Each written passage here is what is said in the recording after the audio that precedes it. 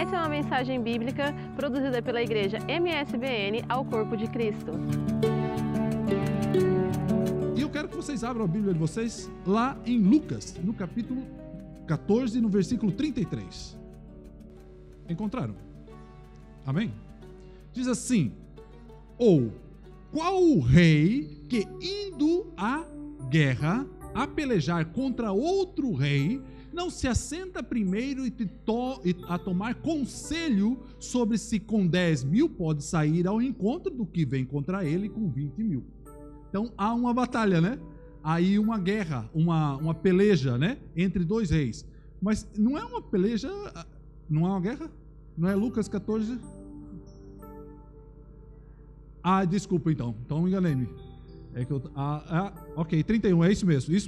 Versículo 31, desculpa que eu errei nas minhas anotações aqui. O qual o rei que indo à guerra, versículo 31, a pelejar contra outro rei, não se assenta primeiro a tomar conselho sobre se com 10.000 pode sair ao encontro do que vem contra ele com 20.000. Então há uma instrução de uma guerra, né? Jesus está contando uma parábola sobre uma guerra. Então nós vamos estudar, pelo menos tentar compreender nessa noite duas coisas, e a parábola e a guerra vai nos ajudar a compreender isso, ok? Mas para compreender o texto, esse texto que nós acabamos de ler, é necessário nós lermos sempre o contexto. Isso a gente estuda, os alunos que costumam sempre estar na escola dominical, sempre tem isso em mente, que quando nós lemos um texto, é muito e é essencial você ler o contexto. Para não pegar um versículo isolado e aplicar de maneira isolada e errada, provavelmente, porque se você não sabe o contexto, provavelmente você vai aplicar errado. E o contexto desse versículo começa lá no versículo 25. Começa lá no versículo 25. E você pode reparar que quando, lá no versículo 25 diz assim: ora, aí ia com ele uma grande multidão, e voltou-se e disse, primeiro, ia com quem? No contexto, ia com Jesus. Então ele estava indo com Jesus. E agora esse final de ano é muito propício para a gente entender um pouco essa palavra de Jesus, porque nós começamos a fazer contas do nosso ano, como é que foi o nosso ano, que planos é que nós temos para o ano que vem, começamos a ter vários planos, né? Vários pensamentos, olha, vamos mudar de emprego, ou vamos mudar de casa, ou vamos mudar de carro, começamos a fazer várias contas, né? Várias contas da nossa vida. E como é que foi o ano, se o ano foi bom, se não foi, né? E Jesus falou uma coisa para essa multidão. Ele para a multidão e fala assim: olha, vocês, espera aí, vocês estão me seguindo, mas vocês precisam fazer algumas contas. Repare o que diz no versículo 26. No versículo 23 diz assim: se alguém vier a mim e não aborrecer o seu pai e mãe e mulher e filhos e irmãos e irmãs e ainda também a sua própria vida, não pode ser meu discípulo. Então estava assim, vindo uma grande multidão atrás de Jesus, e Jesus falou: não. Jesus nunca gostou assim muito de números. Nós gostamos de números, gostamos de ver a igreja cheia, gostamos de ver bastantes pessoas e tal. Mas Jesus acho que não era assim muito chegado a ter grandes números. Então quando ele viu aquela multidão, ele falou: olha, peraí, vamos ter aqui uma conversinha, que nós acho que estamos tendo aqui um mal entendido. Vocês estão vindo atrás de mim, mas nós estamos aqui tendo aqui um mal entendido. Porque se vocês quiserem vir atrás de mim, vocês vão ter que fazer uma coisa. Vocês vão ter que aborrecer o seu pai, a mãe, a mulher, os filhos, os irmãos e ainda também a sua própria vida. E se não fizer isso, não pode ser meu discípulo. Então ele está falando assim: olha, você vai ter que ter aí uma separação.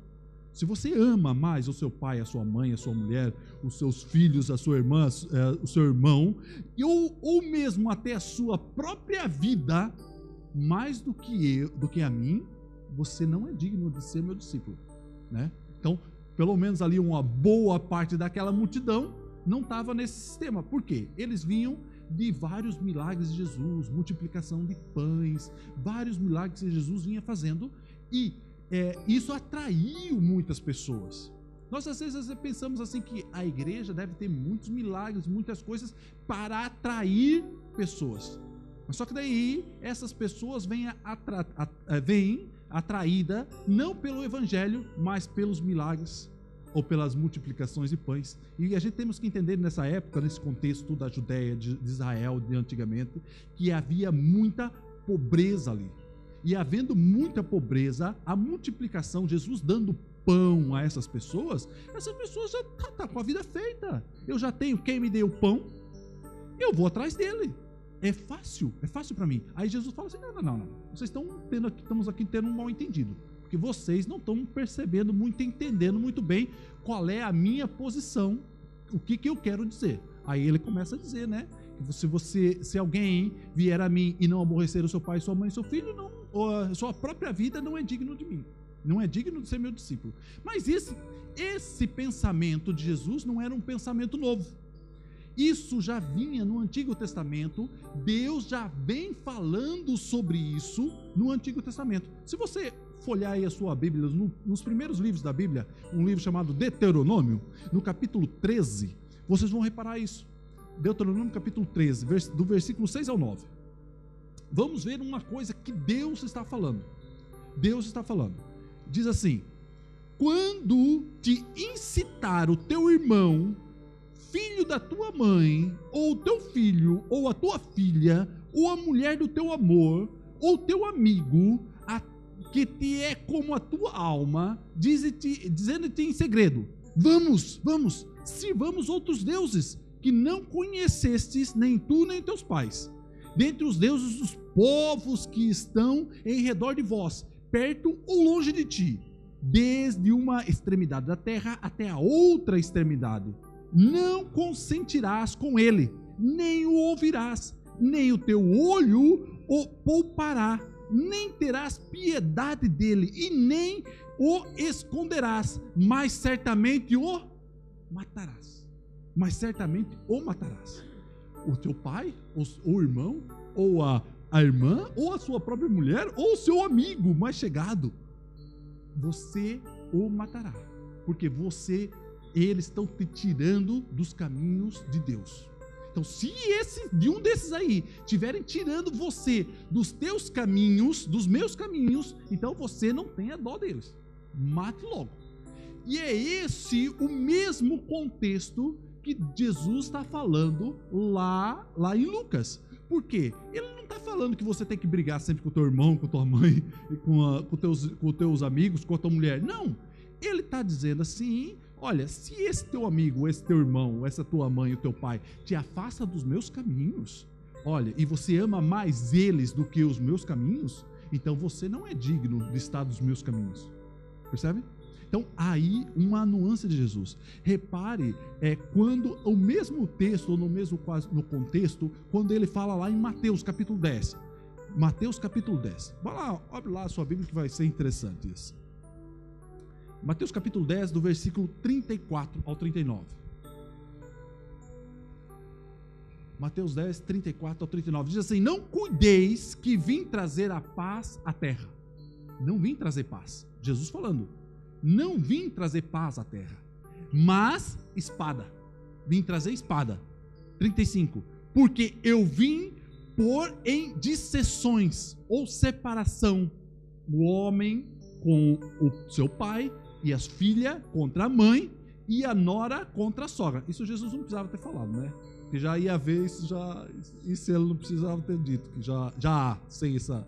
E daí no 36 ele diz assim: e assim os inimigos do homem serão os seus familiares. Quem ama o pai ou a mãe mais do que a mim, não é digno de mim. E quem ama o filho e a filha mais do que a mim, não é digno de mim. No 38 ele diz assim: e quem não toma a sua cruz e não segue após mim, não é digno de mim. Quem achará a sua vida, perderá. E quem perder a sua vida por amor de mim, achará. Repare, o que nós estamos ensinando para as crianças? O que nós estamos ensinando para os nossos filhos? Nós não ensinamos eles a ganhar a vida? A gente não ensina eles a ganhar a vida?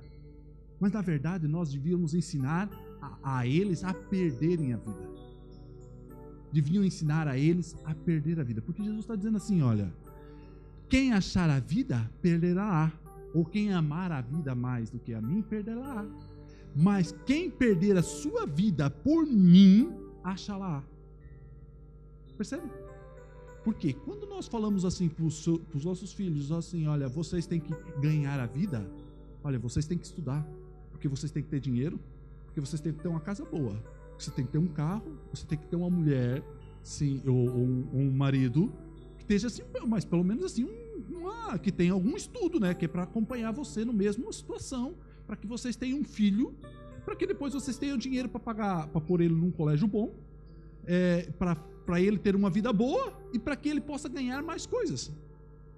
E, na verdade, o que Jesus está dizendo é o contrário. Ele não está dizendo que isso é mal, que isso não faz bem. Ele está dizendo assim, que se as pessoas amarem mais estas coisas do que a ele, significa que isso não vale nada. Não vale nada, não é digno de seguir ele. Quando nós olhamos para nós e vemos assim, olha, o que nós amamos mais?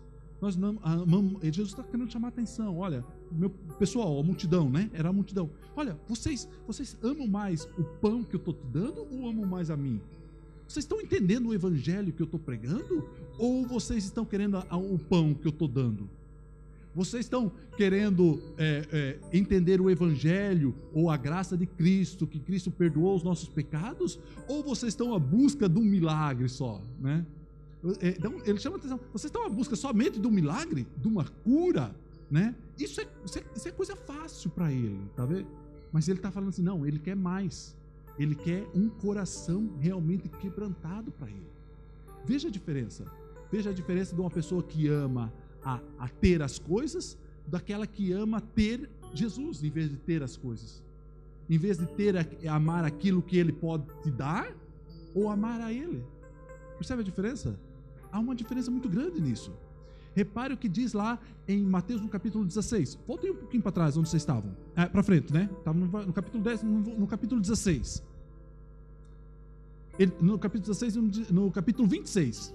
Capítulo 16, versículo 26. Ele diz assim: pois que aproveita ao homem ganhar o mundo inteiro, se perder a sua alma? Ou que dará ao homem de recompensa da sua alma? O que adianta nós ganharmos o mundo inteiro, monetariamente ou diversas maneiras? Mas o que adianta você correr atrás de montes de coisa e você perder a sua alma? Né? Nem todo o dinheiro do mundo, Jesus está dizendo, nem todo o dinheiro do mundo você pode comprar a salvação da tua alma. Né?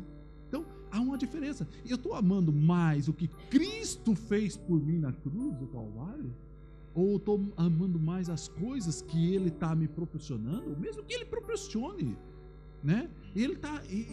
São coisas, são objetos, são coisas temporais que passam. Aí Ele vai dizer assim, olha, se você que proveito tem o homem ganhar o mundo inteiro e perder a sua alma? Que proveito tem? Não tem proveito nenhum. Porque nós estamos limitados no tempo, certo? Estamos limitados num tempo de 60, 80 anos. Nós estamos olhando para esse tempo de 80 anos, 100 anos, 110, 120 anos. Estamos olhando para esse tempo, mas Deus está oferecendo um tempo muito maior, uma eternidade que não... Como é que a gente imagina uma eternidade? Uma eternidade sem tempo, um tempo sem fim, né? Um tempo sem fim. Não tem como você imaginar uma eternidade. E nós, às vezes, estamos pensando no tempo de 100 anos, 80 anos, né? E depois não pensamos numa coisa assim que vai muito além disso tudo, né? Muito além, muito mais. E estamos focados só nisso. Então, repare o que daí, que ele continua. Vamos voltar lá no nosso texto, lá em Lucas, no capítulo 14, no versículo 27 agora. Vamos continuar nosso texto. Lucas 14, 27. Repare que ele ainda faz uma coisa assim, ele vai muito mais além desse negócio de objeto, de ter, porque ele vai dizer assim: e qualquer que não levar a cruz e não vier após mim, não pode ser o meu discípulo. Então esse cruz tinha um significado muito importante naquela época. Para nós, calhar, hoje nós não temos assim, mas podíamos dizer assim, cada um que não levar a sua cadeira elétrica, vocês não é digno de mim, né? Porque a cruz era um símbolo de morte. Era um símbolo de que a pessoa morreu, que está indo no caminho da morte. Quando Jesus leva a sua cruz, era comum os presos levarem a sua própria cruz até o lugar onde iam ser mortos. Então, quando ele está dizendo assim, olha, se você, aquele que não levar a sua cruz e não vier após mim, não é digno de mim. Então, ele está dizendo assim, nós somos participantes da crucificação de Cristo.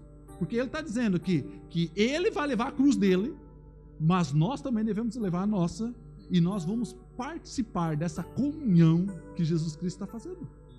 Sabe?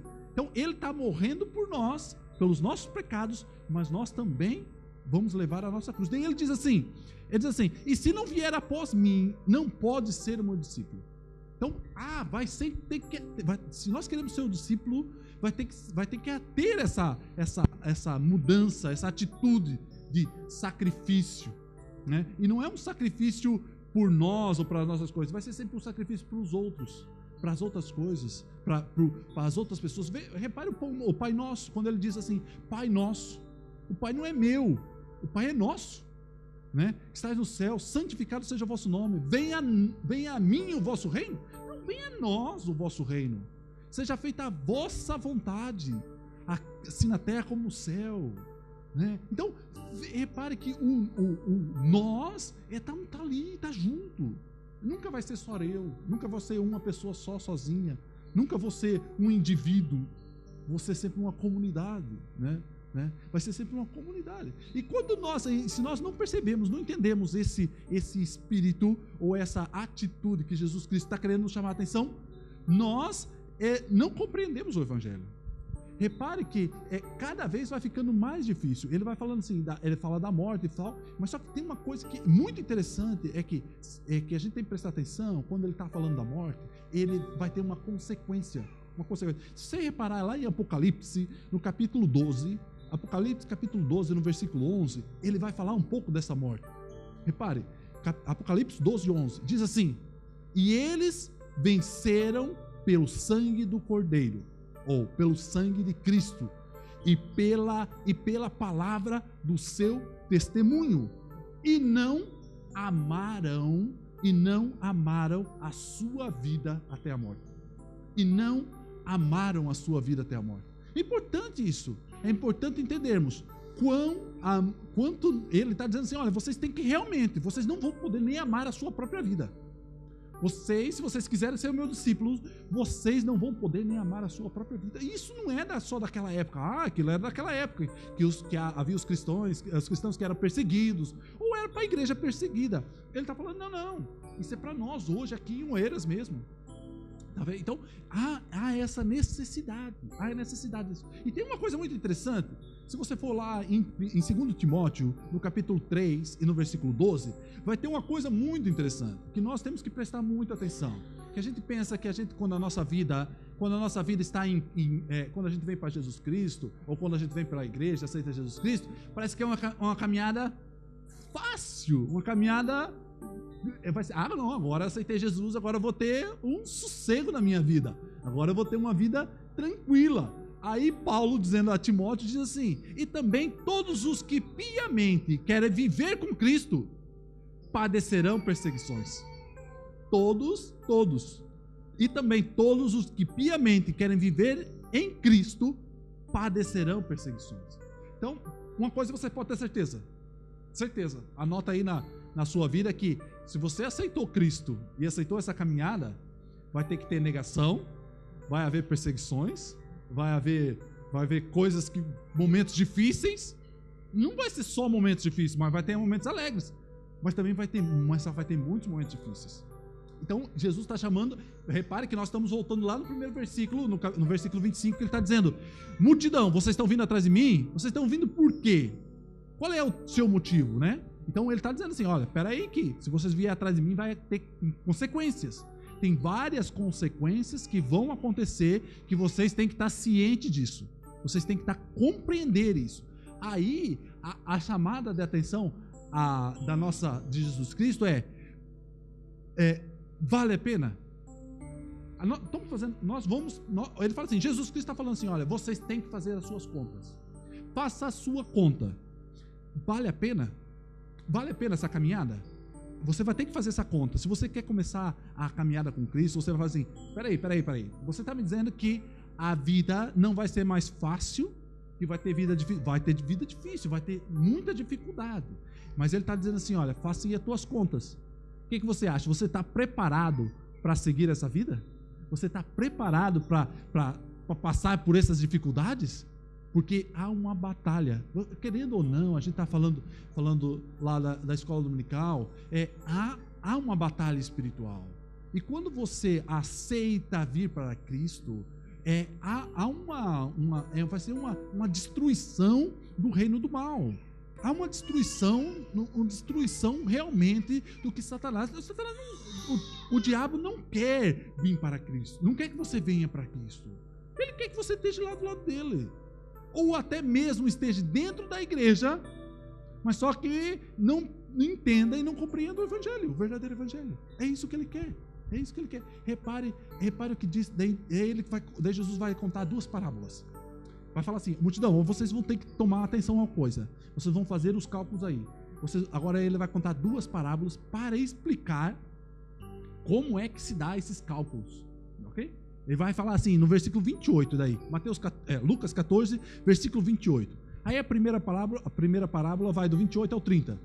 Que ele está falando de uma torre, de edificar uma torre, né? Ele diz assim, pois qual de vós, querendo edificar uma torre, não se assenta primeiro para fazer as contas dos gastos, para ver se tem com que pagar, para que não aconteça que depois de haver posto o alicerce, não o podendo acabar, todos os que virem comecem a escarnecer dele, dizendo, este homem começou a edificar e não pôde acabar. Então é muito interessante que ele está querendo chamar atenção. Se você vai vai começar a caminhada com Cristo agora, você tem que tomar atenção que se você não continuar até o fim, você vai ser escarnecido pelos outros, porque você não continuou até o fim. Então, antes de começar essa caminhada, Jesus está falando com a multidão, antes de vocês virem atrás de mim, peraí, façam as contas aí. Qual é que é as contas? Fala assim, olha, Jesus está dizendo, olha, se um homem vier lá construir uma torre, ele tem que fazer as contas. É a mesma coisa que Salomão diz lá em Provérbios, no capítulo 24, no versículo 27. A tradução que eu vou ler que é a NVT, ele diz assim, antes de construir a sua casa, planeje-se e prepare os campos. Na nossa tradução vai fazer, prepare fora a tua obra e aponta no campo. E então edifique a sua casa. Ele está dizendo assim, peraí. Antes de você começar, antes de construir a sua casa, planeje. Antes de começar a sua caminhada com Cristo, peraí. Planeje. Olha, vai ter várias coisas aqui. Você não vai ser enganado, dizendo assim, olha, eu fui enganado. Fui enganado que essa caminhada não era fácil assim. Eu pensava que era mais fácil, mas não era tão fácil, né? Mas eu fui enganado nessa. Não, Jesus está dizendo, não, peraí, planeje. Porque isso vai acontecer. Aí ele conta a segunda parábola, no Lucas 14, 31 e 32, ele diz assim, e qual rei, indo à guerra, a pelejar contra outro rei, não se assenta primeiro e toma conselho sobre 10 mil, ou você pode sair com 10 mil, pode sair ao encontro do que vem contra ele com 20 mil, e de outra maneira, estando o outro ainda longe, manda embaixadores e pede condições de paz. Então ele está dizendo assim, olha, vamos analisar a situação. Será que eu consigo vencer essa guerra? Será que eu estou preparado para enfrentar esse caminho? Não vai ser fácil, vai ser um caminho difícil. E Jesus diz, eu acho que a gente tem que tomar atenção numa coisa. Se você quer um caminho de felicidade, quer uma coisa feliz, quem dá felicidade não vai ser Cristo. Quem dá felicidade é o diabo. Quem dá felicidade a alguém é o diabo. Se o diabo oferece uma carreira de cocaína, a pessoa fica feliz no instante. Um agrado de cerveja, a pessoa fica feliz no instante. Ou uma noite de sexo, a pessoa fica feliz no instante. Mas só que o diabo nunca dá uma felicidade permanente. Ele vai ter que ser sempre uma felicidade que a pessoa vai ter que ir lá voltar a consumir mais, a consumir mais, a consumir mais, até que chega um momento que ela está tão viciada naquilo. É essa felicidade que o diabo dá. O que Deus está nos oferecendo não é esse tipo de felicidade. Não é uma felicidade momentânea. É uma felicidade plena. Plena, percebe? É uma felicidade plena no sofrimento. Uma felicidade plena na dor, na angústia, no medo, na depressão. Porque ele está dizendo assim, olha, mesmo que você passar por tudo isso, eu estarei contigo. E você saberá que você não está sozinho nessa caminhada, né? Então, não vai ser que nem o diabo vai fazer assim, olha, não, você só tem um momento de felicidade. E daqui outro momento, você vai ter que procurar de novo, né? Então, ele faz isso muito facilmente, viciando as pessoas em determinadas coisas, em várias coisas.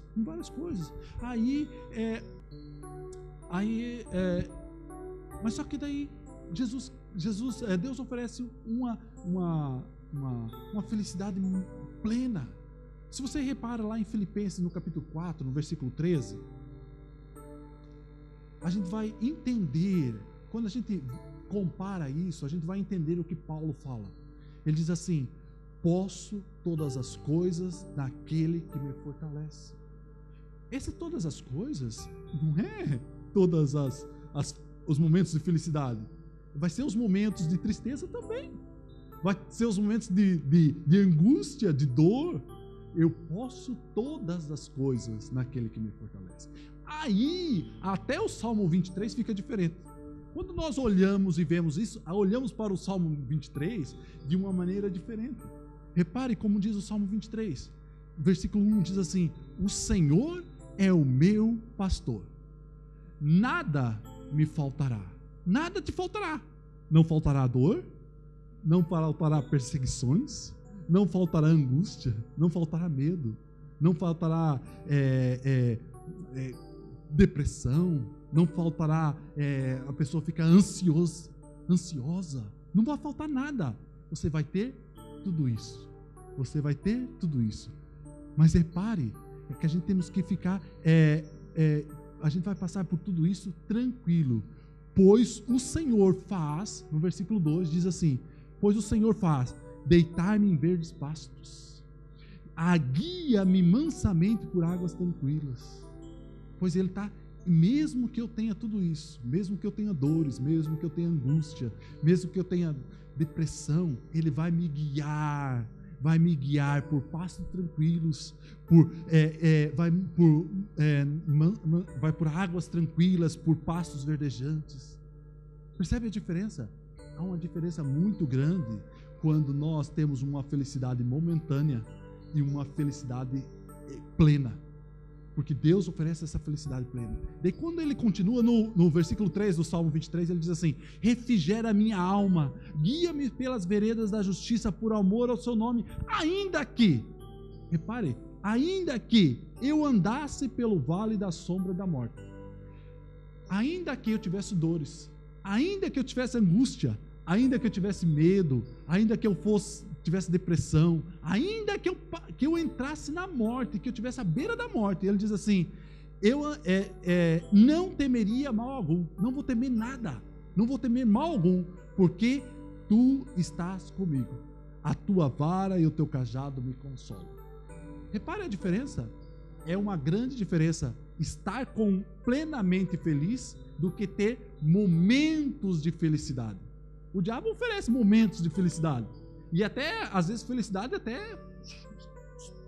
Já viram assim, uma pessoa que cheirou cocaína assim há pouco tempo, ela fica alerta, alegre, contente, feliz. Você vê uma pessoa, você parece, nossa, essa pessoa é espetacular. Mas é momentâneo. Logo depois acaba, logo depois tem que voltar de novo a consumir, logo depois acaba de novo, logo tem que voltar a consumir. Deus fala assim, não, comigo não é assim.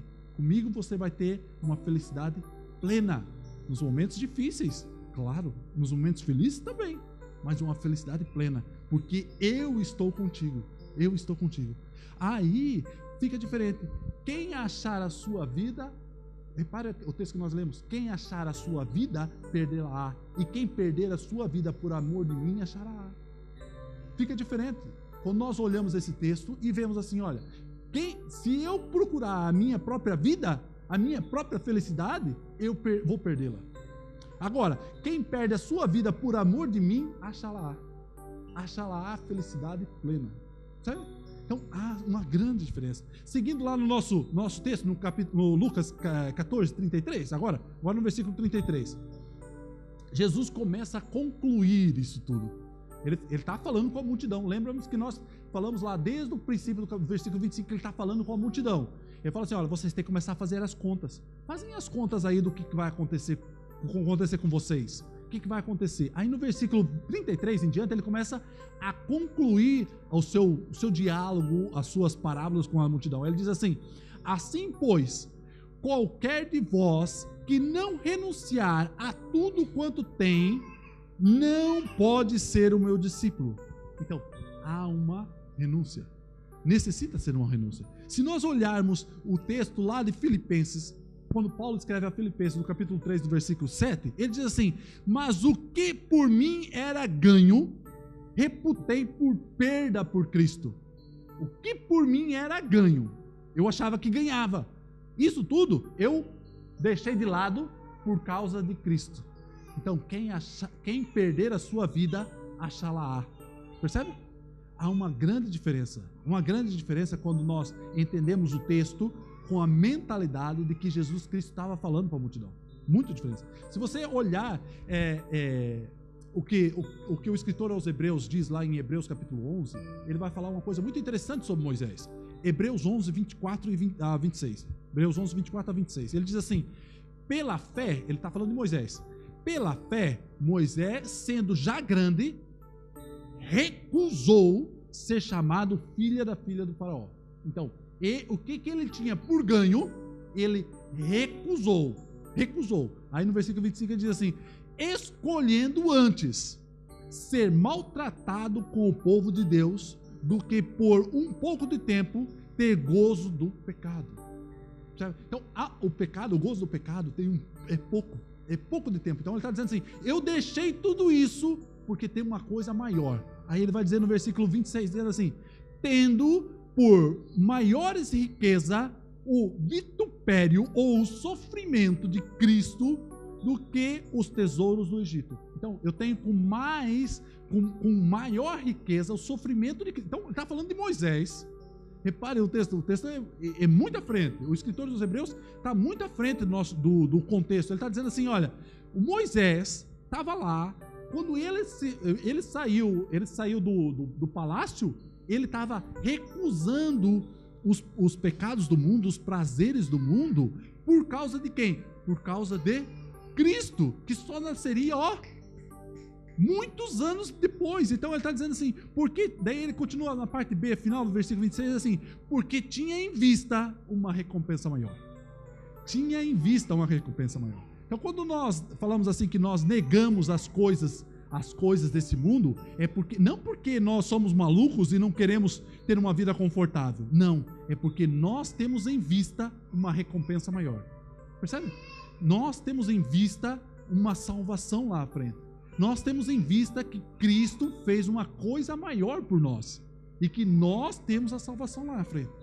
Então, quando nós deixamos tudo isso para trás, recusamos todas as felicidades que o diabo oferece e nos pomos assim a ver uma coisa mais além, é porque nós olhamos além de tudo isso aqui, além dos 80, 100 anos ou 120 anos, olhamos uma eternidade que está além de tudo isso. Há uma grande diferença. Se você voltar lá no Lucas capítulo 14 e no versículo 34 agora, Lucas 14, 34, ele diz assim, bom é o sal, mas se ele degenera, com que se adubará? Nem presta para a terra e nem para dar o monturo ou ao esterco, lança-o fora. Então, o sal é bom, mas se ele perdeu o seu sabor, Para que ele serve? Não serve para mais nada. Aí, se nós olharmos esse mesmo texto, assim, parecido esse texto, lá de Mateus, quando Jesus está falando do Sermão do Monte, Mateus capítulo 5, e do versículo 13 em diante, ele vai falar desse mesmo contexto. Ele está dizendo assim: vós sois o sal da terra. Então, quando lá em Lucas diz assim, bom é o sal, em Mateus está dizendo assim, vós sois o sal. Daí ele está dizendo assim, vós sois o sal da terra. E se o sal for insípido, ou perde o sabor, com que se há de salgar? Para nada mais presta, senão para ser lançado fora e ser pisado pelo homem. Aí ele dá uma outra parábola, né? A gente está falando muito de parábola hoje. Então ele dá outra parábola. Ele diz assim, no versículo 14, diz assim, vós sois a luz do mundo. Não se pode esconder uma cidade edificada sobre um monte. Não se pode. Nem se acende uma candeia e se coloca debaixo do alqueire, ou debaixo de uma bacia, ou debaixo de uma vasilha, mas no velador, ou no suporte, para iluminar a luz de toda a casa, para ser a luz de toda a casa. Aí ele está dizendo, daí no versículo 16 ele diz assim, assim resplandeça a vossa luz diante dos homens, para que vejam as vossas boas obras e glorifique o vosso Pai que está no céu. Então, quando lá em Lucas, no capítulo 14, ele está dizendo assim, bom é o sal, ele está dizendo à multidão assim, olha, vocês vão ter que fazer algumas coisas. Se vocês querem me seguir, querem ser meus discípulos, vocês vão ter que fazer algumas coisas. Daí ele conta a parábola, vocês são sal, mas vocês vão ter que temperar. Daí em Mateus ele diz assim, vocês são a luz, mas vocês vão ter que iluminar. O que é isso? Aí ele, no final do versículo 16 do Mateus 5, ele diz assim, a vossa luz, assim resplandeça a vossa luz diante dos homens, para que vejam as vossas boas obras e glorifiquem o vosso Pai que está no céu. Vocês são a luz, as obras que vocês vão fazer, é bom que as pessoas vejam. Para quê? Para que elas glorifiquem a Deus que está no céu. Mas não de uma maneira de se aparecer, mas vai ser natural. Natural. A coisa mais fácil de se evangelizar as pessoas é ser um cristão, no seu trabalho, na sua casa, nos seus vizinhos. Se você vive brigando com todo mundo, que exemplo é que está dando, percebe? Então você falando assim, não é preciso você estar sempre falando, é fantástico você falar com Jesus, mas você quer evangelizar, você precisa somente ser cristão, você já está fazendo uma grande coisa. Porque se você não está sendo cristão na sua vizinhança, no seu trabalho, não sei o que, você está fazendo um desfavor a Cristo.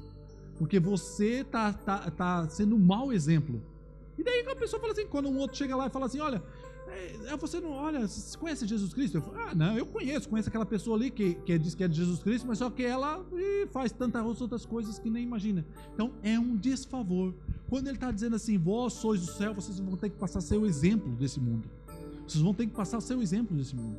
Aí ele chama a atenção uma coisa muito engraçada, que está no final do versículo 35, do Lucas 14, 35. Ele diz assim, quem tem ouvidos para ouvir, ouça.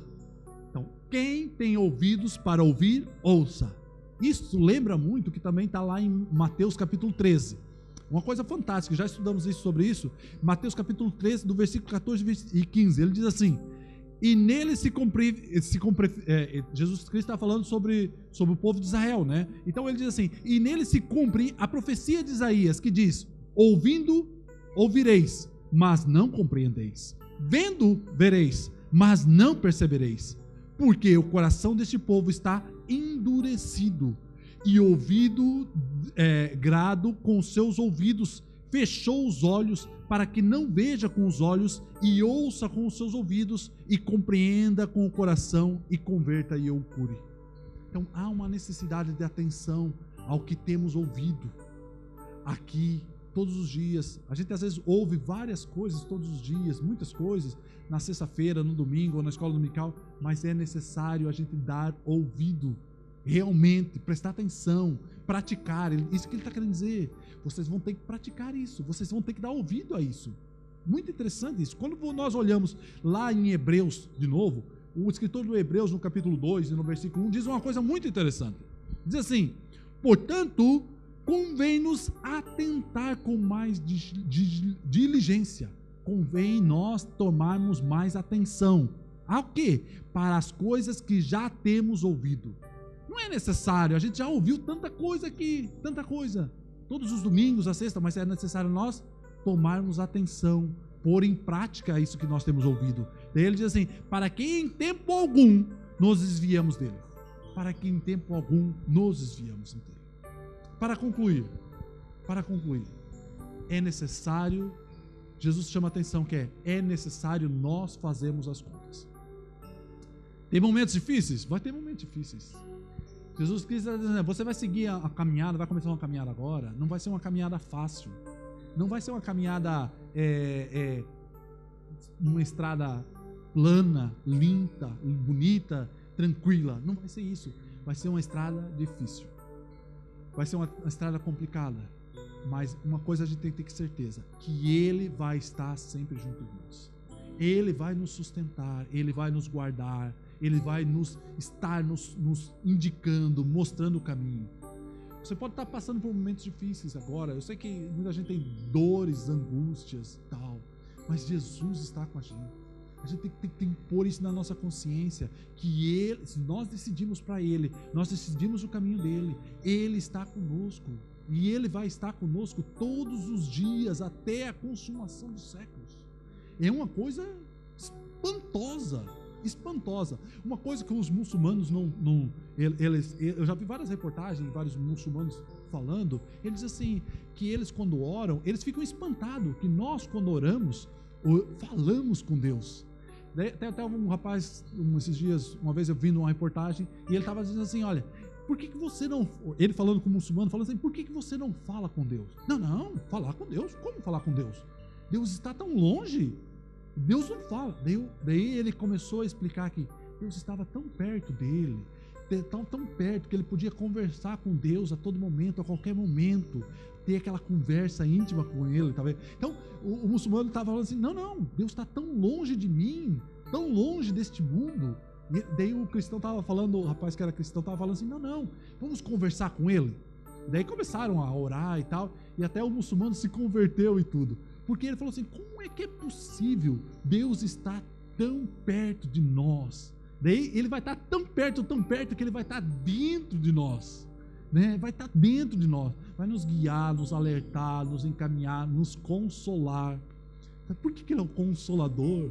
Nos momentos de angústias, nos momentos de dores, ele é o consolador, ele é aquele que consola, né? Isso a gente temos que ter a certeza disso. Vai ter momentos de felicidade, vai ter muitos momentos de felicidade. Caminhar com Cristo é tão boa, é tão alegre, tem momentos muito felizes. Muitos felizes, a gente tem que ter essa consciência também, que não é só dores e tristeza, vai ter momentos muito felizes, mas também vai ter momentos de muitas dores. É isso que a gente tem, vai ter altos e baixos. Jesus está chamando a atenção à multidão, olha, façam as contas. Agora, Ele chama nós a atenção, né? Se nós vamos começar essa caminhada com Ele está chamando assim, olha, vocês vão ter que começar a fazer as contas. Vai valer a pena? Né? Vai valer a pena? Vale a pena essa caminhada que você está começando agora, ou você já está há tanto tempo, né? Vale a pena?